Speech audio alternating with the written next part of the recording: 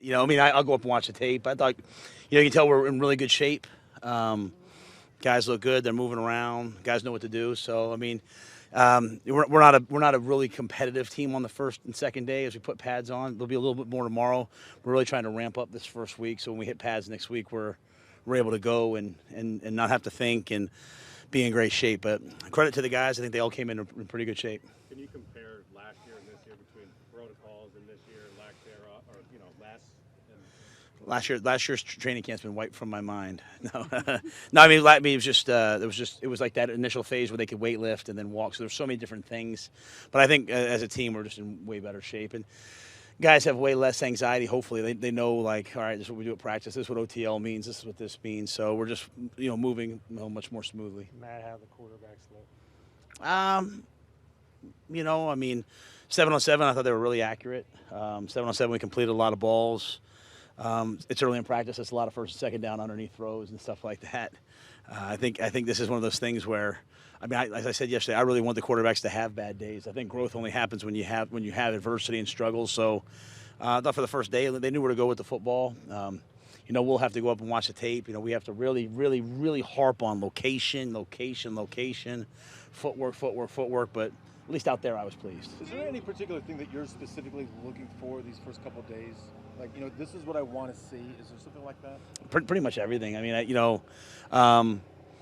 I think one of the keys is because we're not in pads the first 4 days, and really there's a day off, and then there's a new mandated no pads the fifth day, which is really the sixth day. What I'm looking for is a team that really we can put a lot on install-wise. So since we're not being super physical, striking people, we learn a lot. We put a lot of our offense and defense in, so that it's really pressing guys mentally. And then, to me, it's, what standards we're going to set in terms of all the little things, on offense, defense, and special teams right now. So we've got some good veterans who know what it's supposed to look like and who are out there saying, hey, this is what it has to look like. So we'll, just go through the process of getting to the tape and correcting it and the long grind of training camp. Matt, speaking of the little things, Sam's the guy that I think leads more by example than what he says and all. Any little things you saw out there from him that stood out today that shows his leadership? Yeah, and I'll be honest with you. I've said to Sam, Sam's just got Sam's 23 years old. He just has to worry about playing quarterback right now. We got great leaders. We got Christian McCaffrey. We got Matt Paradis. We got, DJ Moore, Robbie Anderson, Dan Arnold. We got all these veteran guys that have played a lot on defense. We got Shaq Thompson, A.J. Boye, Daquan, Morgan Fox, guys who've been there. What I'm really looking for from Sam right now is to be the first guy in the building and the last guy to leave. I want him to just absolutely grind and outwork the competition. And I want PJ and Will to do the same thing. And so if our quarterbacks work at that level, it's a lot more important to me than words. If they're spending so much time on the tape that they walk on the practice field every day and they know what to do, the more you're around all the great quarterbacks, or the more you hear about them, their level of preparation sets the tone way beyond anything else. And so I think Sam looked like a guy that was very, very, very well prepared today. And that's, to me, is how he's going to lead this team. Matt, I'm not sure if this is something you can address, but we've seen Sam in a red wristband. Yeah, nothing about that. Yeah. I mean, can you say where he is? Nope. In the vaccination? Yeah. I've been, and I mean that respectfully. I hope I cut you off there. I'm not going to comment on any one person where they are, vaccine, where they're in the status. They'll leave that up to each individual guy. And in terms of even the protocols, what the red wristband means, Bruce will handle all that.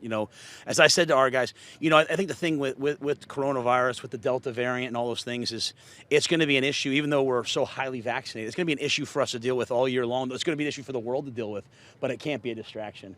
And so everybody's made their decisions. Guys are still making some decisions. Guys are in different places in the process. You know what?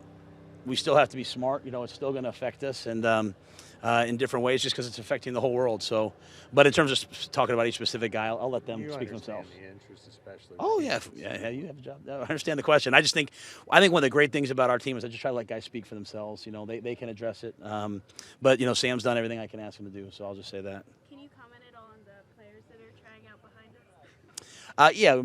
We have, as you guys saw, I think you saw, we have some guys that are on some different lists and stuff. So we have the ability to bring some guys in. So, we're going to be a team that when we have space, we're going to bring guys in and work them out. That's Fitz's mentality. That's my mentality. So we're always just going to keep a book of guys so that as guys leave the team, as space opens up, as guys go on different lists, even if we don't sign them, we have names of them. Are you happy overall with the health? I mean, it seems like mostly healthy, pretty much besides those guys on those lists. Yeah, I'm pretty happy with the start. I think like I said, guys came into camp in shape, and you can't guarantee that you're not going to get injuries, but you can do everything possible to put yourself in the best position. I feel like our guys have done that, and the guys that were out in the spring are out here practicing full speed now. Are you in good shape staff-wise on that kind of stuff as well, Matt? Are you able to say that? I thought you were going to say, am I in good shape? I was about to be like, let's leave that alone, Joe. In terms of we've seen some other teams where some coaches with vaccinations and that kind of thing. Yeah, we don't have any issues with that. Coach, you mentioned noticing less anxiety among guys this time around. Why do you think that is? What's different? Well, I mean, I think when you don't know what to expect the next day, there's so much pressure on these guys. I mean, they all want to make the team, and if they know they're going to make the team, they want to earn a bigger role, and if they already have a big role, they want to play their best football. So there's so much external pressure on these guys that they have to deal with, and there's so much internal pressure for them because they're elite athletes. They want to perform at a high level, and so when you don't know what to expect, it just adds another layer of anxiety. When and that doesn't mean like every day is the same. We try to create a little chaos, but when they kind of know, okay, here's the consistency of the staff, here's the consistency of the way they practice, here's the consistency of the meetings. It just takes one variable out, and even for our coaching staff, we are a way more cohesive coaching staff this year than last year because we've all kind of been together for a year, and they understand there's going to be one meeting where Matt comes in and flips the table over and says that was awful by us. There's going to be another time I'm like, hey guys, get out of here early. We just all kind of know each other. I know Phil, I know Joe now, and so there's less anxiety on the coaching staff's end, on the players' end, and you just hope that you hope that familiarity takes over. That's why I always bring it up about Sam. He has so much he has to figure out about even how we even meet. It's his first training camp with us. The more guys are in the system, the more comfortable they are. Matt, perhaps a question better for Joe Brady, but since you're here. Christian last year, given his skill set, how much of a change was that when he was out for quite a bit of the season? How much did it change what you guys could do offensively, and how anxious are you to get him back in there this year with?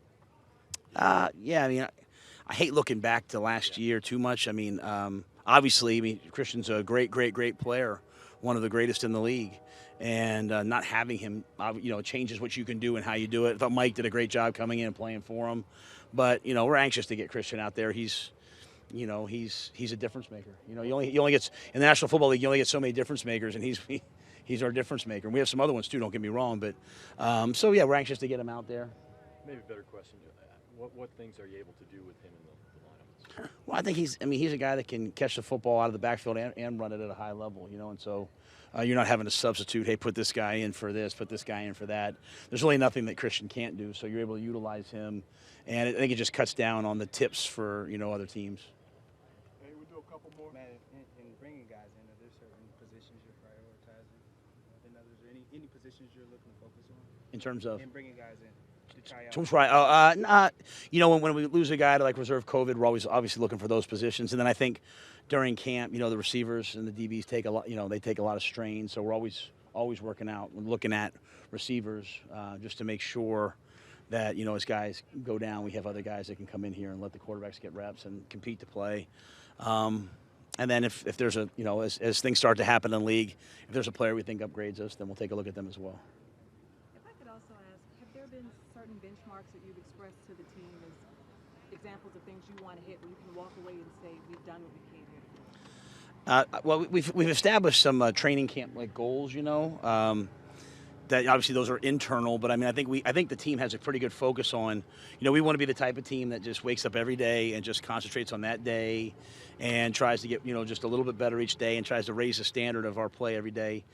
That being said, by the time we end training camp, we want to know that, hey, we've established these things. We've built a foundation in certain areas. And so today was just, the first step in that process. But I think we all are at least aligned in terms of, hey, we're trying to get these things done. We're going to have some adversity along the way. Every day can't be a great day. Let's learn from the bad days. Let's build on the good days, and then hope by the end of training camp we're in good position to start the season. And then hope that we're a team during the season that gets better and better and better. All right, thank you, Coach. Thanks, guys. I didn't mean to Thanks, cut you. Matt. I'm so sorry. Guys, we'll have Brian Burns step right up.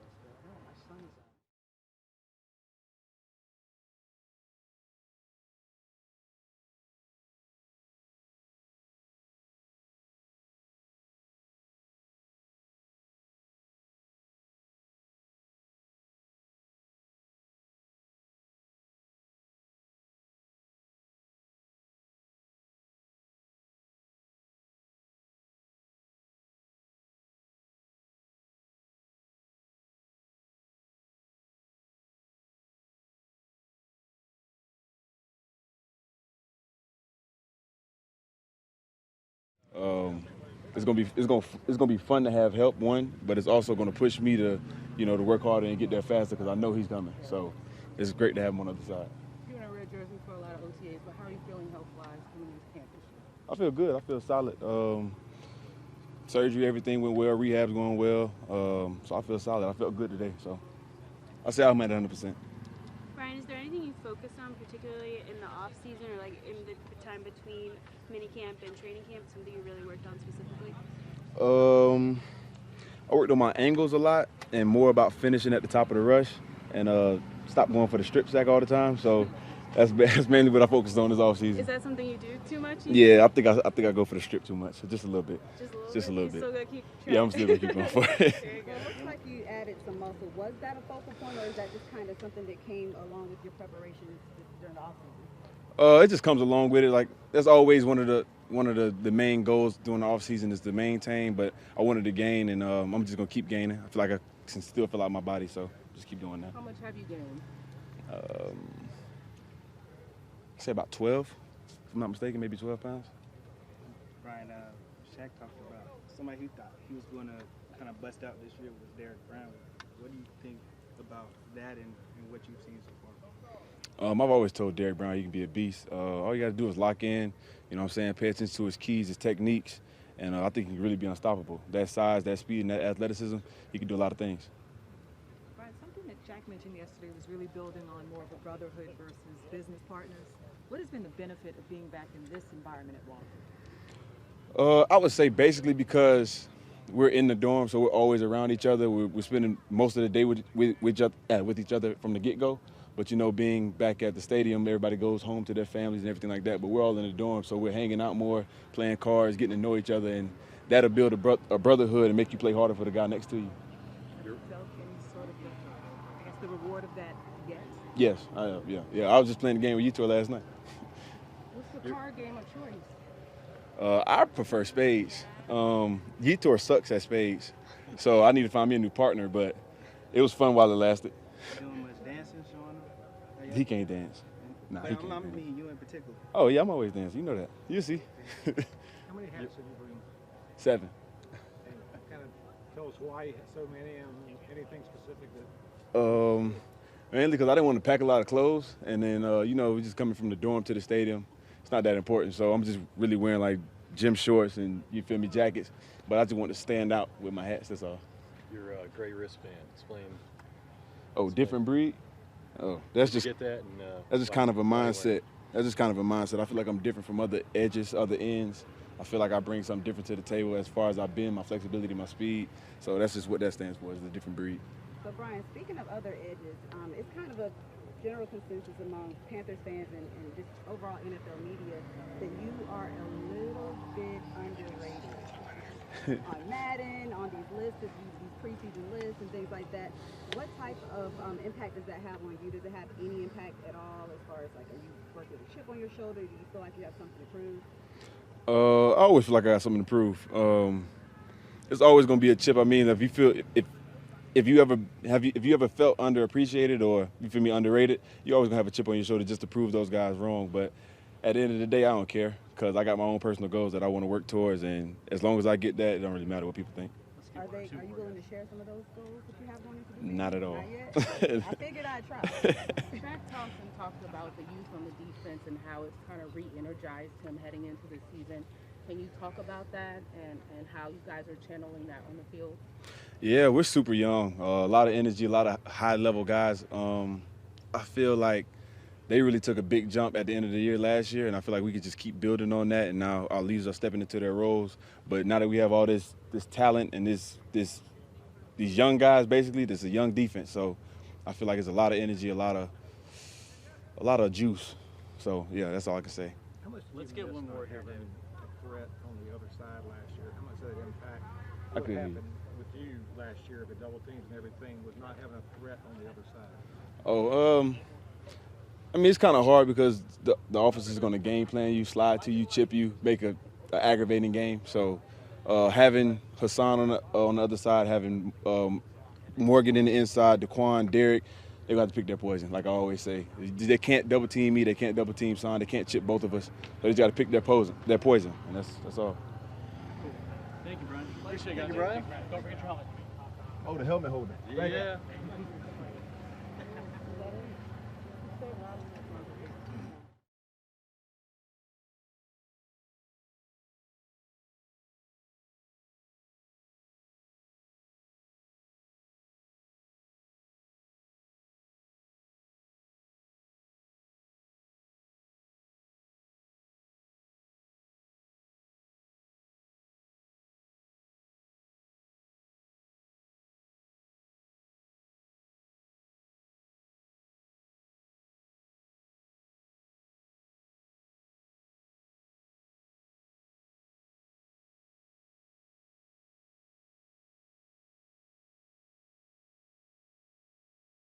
It was a good first day back. You know, we're not fully like 100% practicing, but, you know, preparing ourselves and getting there.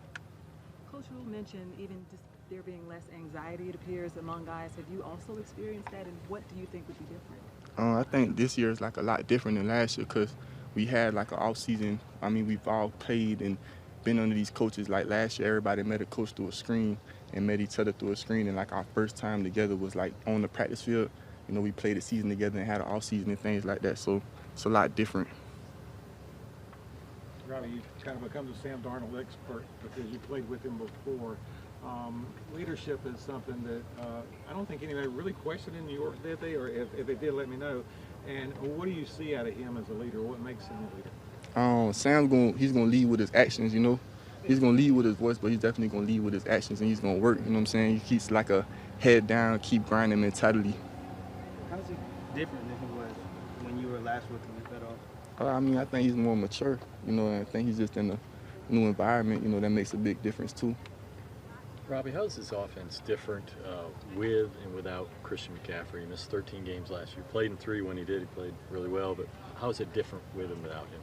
I mean, I think it's a lot different with him because, you know, he's one of the, if not the best back in the league, one of the best backs. And you get a lot more, like, coverages that's more pass-friendly for me and DJ when he's on the field. And, you know, he's another threat and another playmaker. Of course, you had a good year last year. What were some things you're trying to accomplish this season? What were some things you try to work on this offseason? I've been working on everything, you know, like I feel like last year, my mindset is I'm trying to go from good to great, you know, and we didn't win last year. You know, that's the most important thing. So I'm just trying to do more on my end to contribute more to winning and perfect everything on my end, my craft.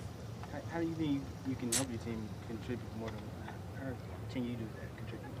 Making more plays, you know, things like that. And I feel like the harder I work, people around me gonna work harder. You know, we feel like people feed off people energy, you know. How are you liking this training camp environment? Sam said you guys didn't have this type of kind of old school type of feel in New York. How are you liking being down here in Spartanburg? I mean, it is what it is, you know. I haven't been in a dorm since I was in college, you know what I'm saying? So it is what it is. I'm not really I'm staying focused on like the real goal, not the right here and now, you know, this is gonna pass, you know, but it is what it is. Robbie, Madden came out with their top 10 list of receivers. No Panthers were on that list. Why do you believe in this group of receivers? Because we gonna work, you know what I'm saying? We don't really, all that stuff gonna come. You know, I think a lot of accolades come from when you win and you play big games and win big games, you know, so we gotta get to that level to get that recognition. Do you guys talk about that as a group and say, let's prove this wrong? Nah, we don't really, like, me and DJ, like, we like very similar in a lot of ways, but we don't really, like, you know, care about all that stuff, you know, because at the end of the day, it doesn't really, like, matter. That's not, if ratings and things like that's not going to put a W on the record, you know what I'm saying? Robbie, we talked to Fitter yesterday. He said that he's talking to a couple, 2-3 guys who are in contract years. Is that something you would be open to discussing, or kind of what's your approach to that? Now, you know, things like that, I think I like to keep my business confidential, and I know it's going to work itself out in due time. So now I just grind and put in work and let that stuff take care of itself. And I'm assuming you've liked your time here and Yeah. all that. But For sure. how would you kind of assess last year, kind of in terms of you, just kind of where a satisfaction level for you personally and professionally? I mean, it was a career year, you know what I'm saying? But still a lot of goals and a lot of things left out on the table. So that's why I'm excited to be back into it now to, you know, get all that stuff in order. Anything else for Robbie? DJ said you're the funniest on the team. Do you agree with that sentiment? I mean, I guess so. I don't know. All right, Robbie. Appreciate it. Robbie, All right, y'all have a good one. Appreciate it. That'll do it for the podium. Thank you, Rob.